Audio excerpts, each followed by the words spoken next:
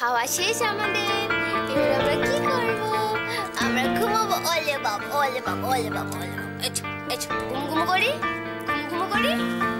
ঘুমাবো না আমরা? কি হচ্ছে?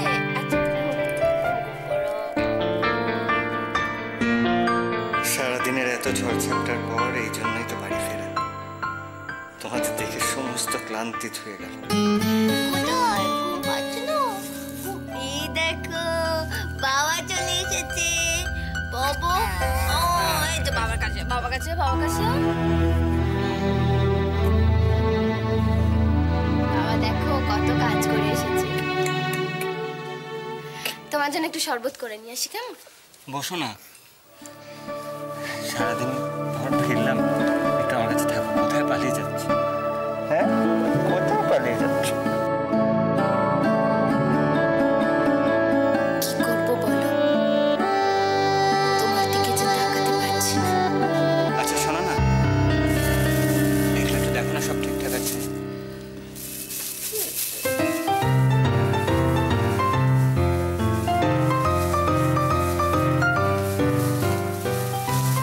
দেখো তোমার বাবা তোমার জন্য কত কি নিয়ে এসেছে, তাই না? কি কি? আচ্ছা ঠিক আছে, আমি বলে দিচ্ছি। কি হলো? আমি কিছু করিনি, তোমার ছেলে তোমাকে আই লাভ ইউ বলল। I love you two.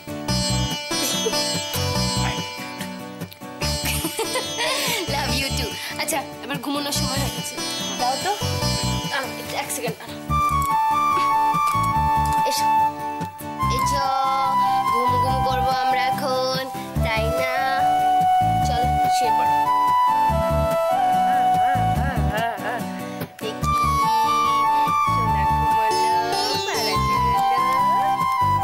জানি না শোনো, আর কতদিন এভাবে তোমার জিনিসগুলো এনে দিতে পারো।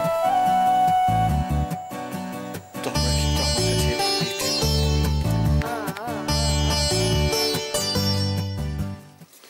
রাই, ও রাই, আরে কোথায় গেলে? শোনো না রাই। চেঁচাচ্ছ কেন? এই নাও। কি এগুলো? কার এগুলো? এই কে কিনলো? উফ, শোনো আমার কথাটা শোনো মন দিয়ে। আমি একটা অফিসের ক্লায়েন্টের সঙ্গে দেখা করতে গেছিলাম একটা শপিং কমপ্লেক্সে রেস্তোরাঁ থেকে বেরিয়ে একটা শাড়ির দোকান দেখলাম। সেখানে শাড়ি কয়েকটা বাইরে টাঙানো ছিল, দেখে পছন্দ হলো, ঢুকে গেলাম। অমনি কিনে নিলে, তাই না? বাবা তুমি না কি বলো তো, নিশ্চয়ই অনেক দাম। আচ্ছা ডিসকাউন্ট ছিল, তুমি তো আবার দামও করতে পারো না, তোমাকে নিশ্চয়ই ঠকিয়েছে। এই যে তোমার পছন্দ হয়েছে কিনা সেইটুকু বলো। তোমার খুশির চেয়ে মূল্যবান আমার কাছে আর কিচ্ছু নেই। তুমি ভালোবেসে আমাকে যা দেবে আমি তাতেই খুশি। কিন্তু এত শাড়ি কার? শাড়িটা কার? ও পাড়ার ফুলকুমারীর। ভালো হচ্ছে না কিন্তু বলছি। হ্যাঁ, তো ভালো উত্তর চাইলে ভালো প্রশ্নও করতে হয়। তাই বুঝি? হ্যাঁ, এই ছাড়ো তো, খিদে পেয়েছে, খেতে দাও। আরে এই যে বললে রেস্তোরাঁয় মিটিং ছিল, তাহলে? আচ্ছা মিটিং আর ইটিং এই দুটো কি এক? আমি তো ভাবলাম তুমি বোধহয় বাইরে থেকে খেয়ে আসবো, তাই তো? আরে বাবা, তোমার হাতে রান্না পেলে কেউ বাইরে খেয়ে আসে? হুম,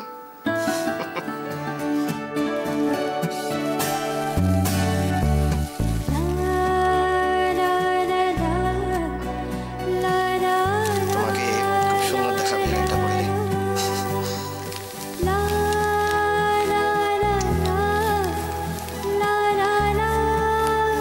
আমি কি স্বপ্ন দেখছি?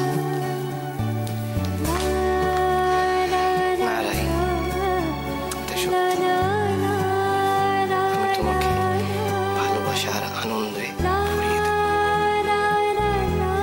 মেয়েটা কি করছে একা একা জানবার জন্য চটপট করছিল। তারপর সৈকতটা বুঝে থাকতে পারছিলাম না। সেটাই তো স্বাভাবিক রোহিণী, কিন্তু ওই বাড়ির ওই মহিলা যতবার আমাদের সামনে পেয়েছেন ততবার অপমান করেছেন। দোষটা আমার দোষ। সৌজন্যের বেড়াটা তো আমি টপকাতে পারি, তাই না? গরিবের যে সৌজন্য বড় দায়, বড় দায়। তারপর আমরা তো আমার মেয়ের বাবা মা গো, আমাদের আবার কি মান অপমান। এখন কি মনে হচ্ছে জানো, গোড়া থেকে প্রতিবাদ করলে বোধহয় মেয়েটার পক্ষে ভালো হতো। এতদিন ধরে মেয়েটা ওখানে একা একা লড়াই করে যাচ্ছে। আচ্ছা তুমি বলো, গোড়ায় গোড়ায় আমরাও তোকে কত ভুল বুঝেছি। ঠিক বলেছ রোহিণী, ঠিক বলেছ। প্রথম থেকে যদি আমরা মেয়েটার পাশে থাকতাম তাহলে মেয়েটা একটা মনে জোর পেত। জেগে শোনো, তুমি কিন্তু এইসব কথা বৌদিকে বলতে চাও না? ও বাবা, দিদিকে বলবো না? ও মাসে আমি পারবো না, দিদিকে না বললে আমার।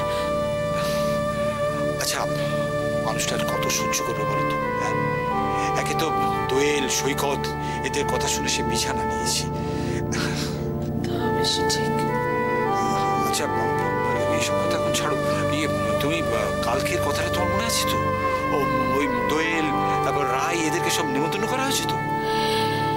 জামাই ষষ্ঠী, এ বাবা আমি একদম ভুলে গিয়েছি। এই দেখো, আরে ভুলে গেলে চলবে?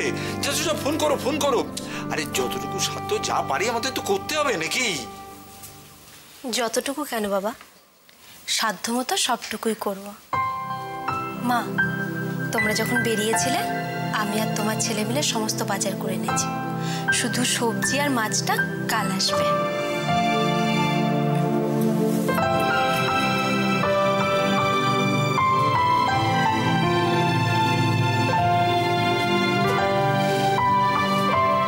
জানিস তো, এই যে 5 জন বলে না ভগবান নেই, ভুল বলে। ভগবান আছেন বই কি,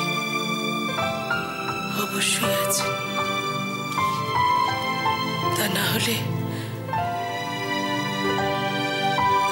খুঁজে খুঁজে আমাদের মতো গরিবের সংসারে বা তোকে কেন পাঠাবে বলতে কি?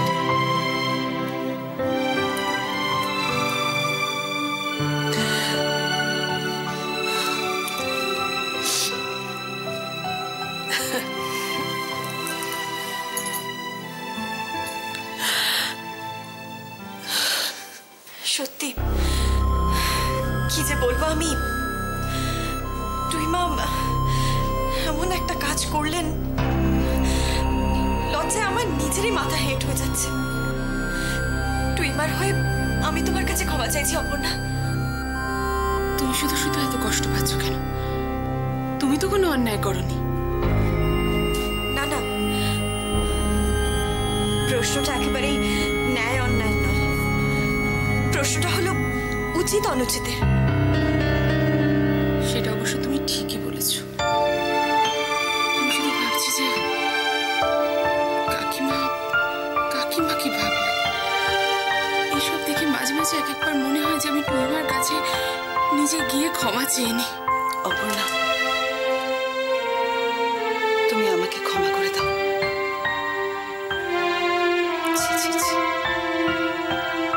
আজ যা ঘটলো তা কোনো ভদ্র পরিবারে ঘটে? এসব কাণ্ড দেখে তোমার বাবাও কিন্তু বেশ অসুস্থ হয়ে পড়েছে। মা যদি জানেন যে কার ভুল আমাদের এই সংসারটাকে নষ্ট করে দিচ্ছে, তাহলে প্রতিবাদ করছেন না কেন? প্রতিবাদ করতে ইচ্ছে করে অপর্ণা, কিন্তু কি করবো বলো? এমন কিছু কারণ আছে যার জন্য আমরা কিছু বলতে পারি না। বুঝেছি, আপনি শুধু শুধু কষ্ট পাচ্ছেন। তাহলে বলো, তুমি রাগ করোনি? একটা কথা বলবো মা? দেখো মা, অন্যায় করা, ভুল করা যেমন পাপ, সেরকম অন্যায় প্রতিবাদ না করাটাও কিন্তু একটা পাপ।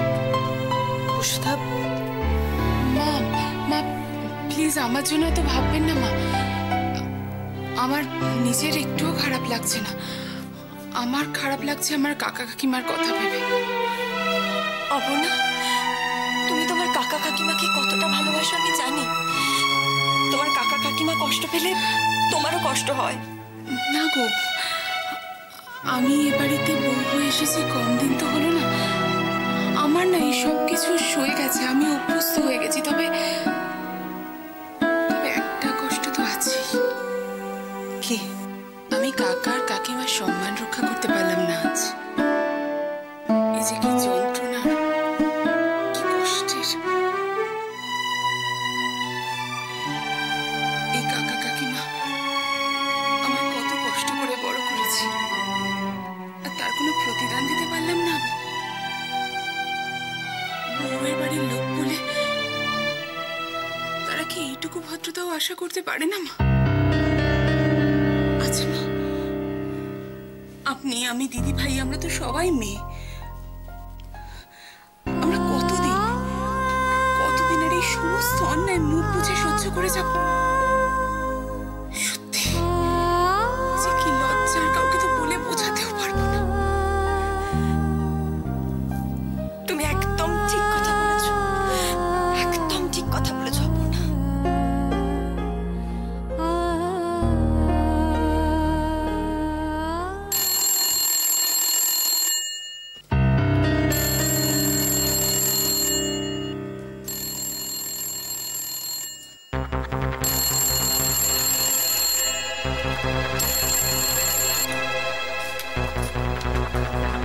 হ্যালো বেয়ান, কেমন আছেন?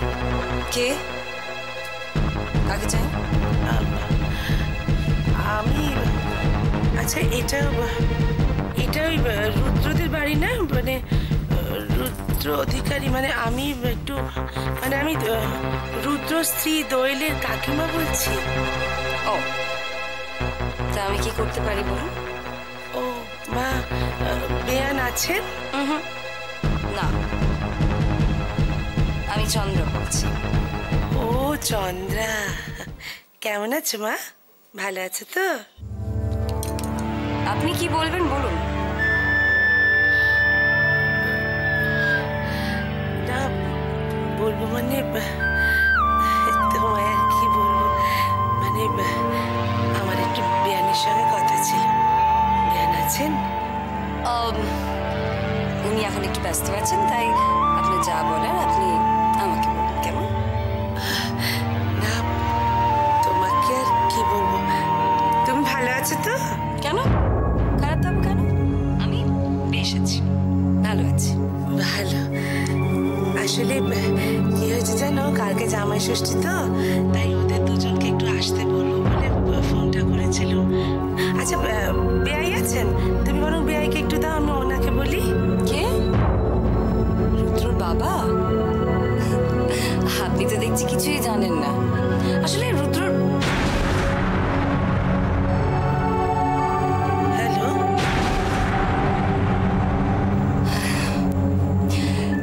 আসলে অফিসের কাজে না উনি বাইরে আছেন, বাড়িতে নেই।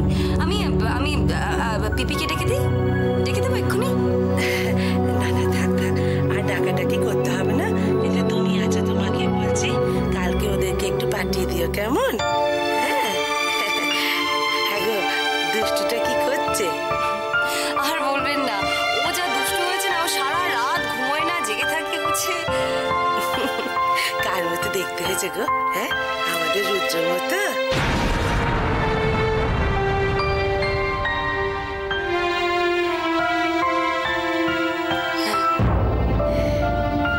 কার সঙ্গে এসব কথা বলছে?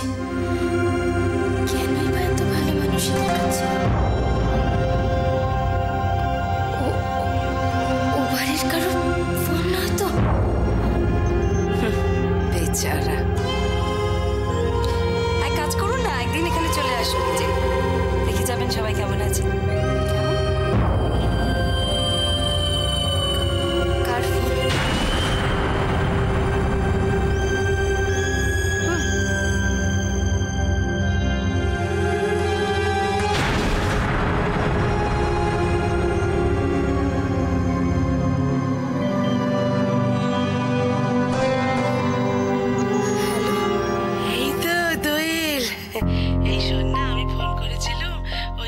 মানে কালকে তো জামাই ষষ্ঠী, তুই আর জামাই যাতে আসিস ওই জন্য ফোনটা করেছিল।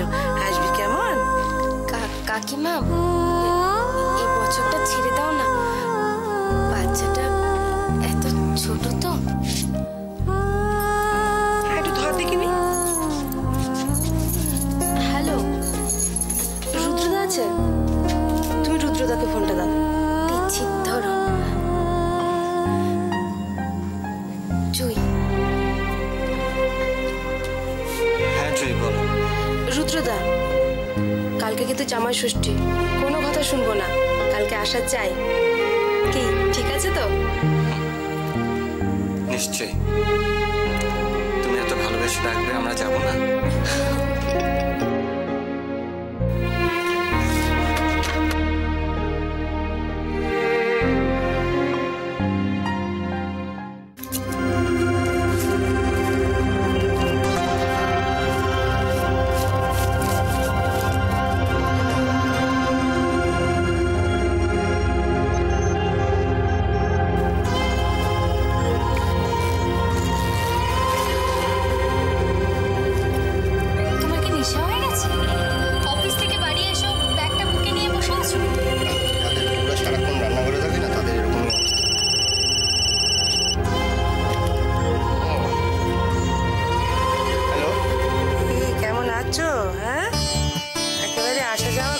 দেখা সাক্ষাৎ হয় না, আছো কেমন?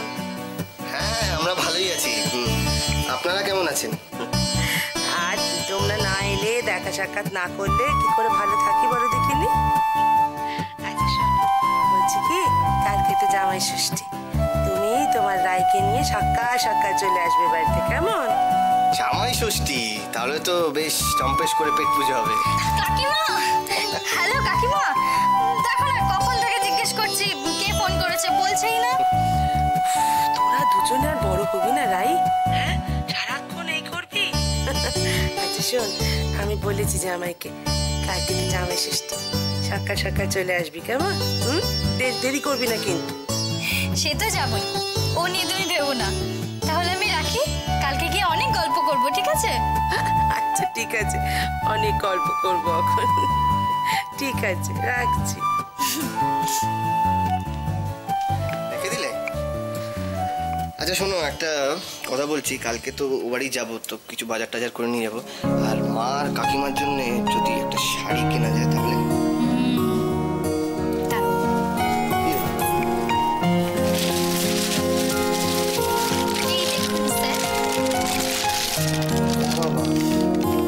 বাজার হয়ে গেছে? সন্ধ্যের সময় আমি কি কিনে নিয়ে এসেছি।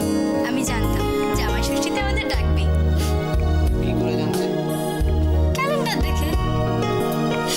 ও আচ্ছা, হ্যাঁ আমার বউ তো আবার সব জানে, এটা তো ভুলে গেছিলাম, মানে সরি।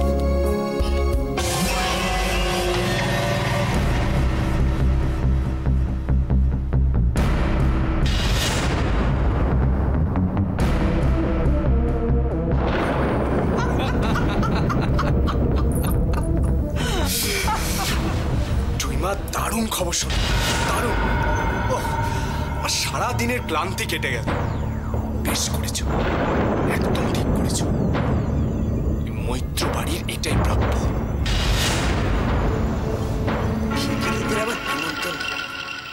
কথায় বলে না, কুঁজোরও ইচ্ছে করে চিত হয়ে শুতে। প্রিমো, ওইসব চালাকি চালাকি, মা বাবার মন জয় করার চেষ্টা। ঠিকই বলেছিস। একটা কাজ করতো, তুই তোর বাবাকে গিয়ে বোঝা। কি বোঝাবো? ময়ূক, মাঝে মাঝে তুই এমন বোকা হয়ে যাস না। বাবাকে গিয়ে বল যেন সৈকতকে কোনো মতে ওই বাড়িতে যেতে না দেয়। আর তুই আর তোর বাবা দুটো ডাক্তার, দুজনে মিলে যদি বলিস, তাহলে অপর্ণা কিছুতেই উপেক্ষা করে সে কাজটা করতে পারবে না। বাহ, চমৎকার।